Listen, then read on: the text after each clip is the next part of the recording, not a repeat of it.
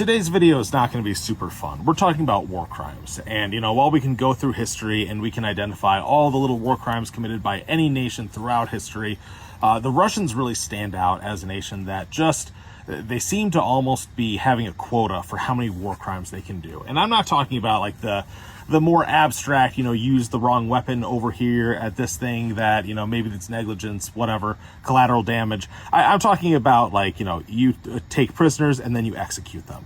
You take, you're responsible for civilians and you do unspeakable things to a civilian population. This is stuff that has become very much a cornerstone of how Russians operate, as we see in Ukraine, as we saw in Chechnya, and it goes back a long way. So the question needs to be asked, why do Russians commit so many war crimes? And to understand that, we really need to first understand that all militaries are a reflection of the societies that they recruit from. That's just how it is.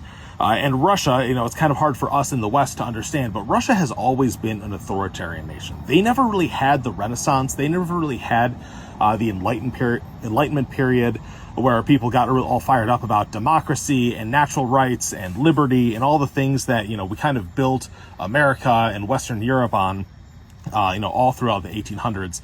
They went from an authoritarian czar to an authoritarian Soviet Union into an authoritarian oligarchs, and throughout all of this they have just been abused as a people.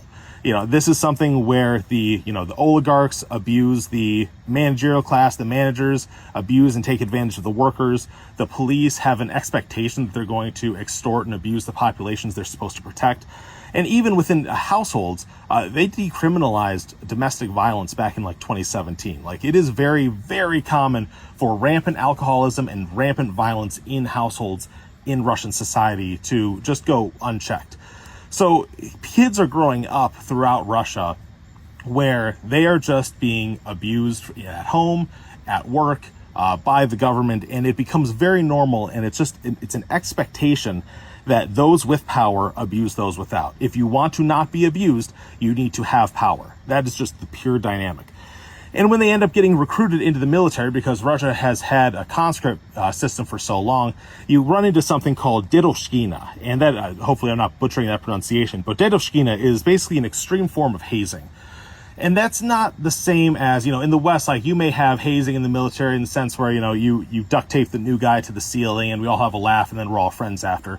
That's not what this is. Dedoshkina is like prison style, brutal hazing. It is beating someone to an inch within their life, sometimes torturing them to death, sometimes sexual violence, actually often sexual violence, which is a bit ironic because, the Russian society is very much anti-gay, very, that is an abomination. They say all this stuff, but it's generally not considered to be gay if you are the one raping another man. It's only gay if you're the one receiving and being the victim of such things. So that sort of behavior is very ingrained within the military, where they just haze the crap out of new conscripts to the point where people are committing suicide, people are just dying. It is a very, very brutal system that they were trying to get rid of 5-10 years ago. They were trying to eradicate it, but ever since the war in Ukraine, the Kremlin seems completely uninterested in stopping this and probably has kind of embraced it as a way to maintain discipline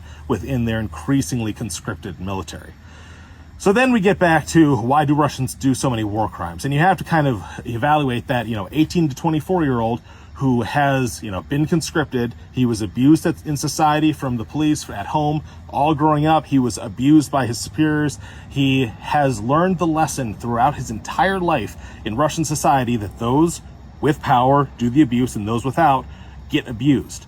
And then suddenly you give him a gun and you put him in charge of POWs. You give him a gun and you put him in charge of civilians. And what is he going to do?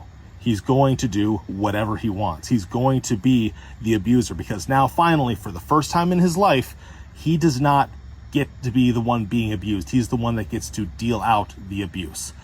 And we can say, oh, he's a product of his environment. We can say this is raw evil. We can go either extreme. To me, it doesn't really matter. The reality is, this is the stuff where I talk about Russia is a threat enemy nation.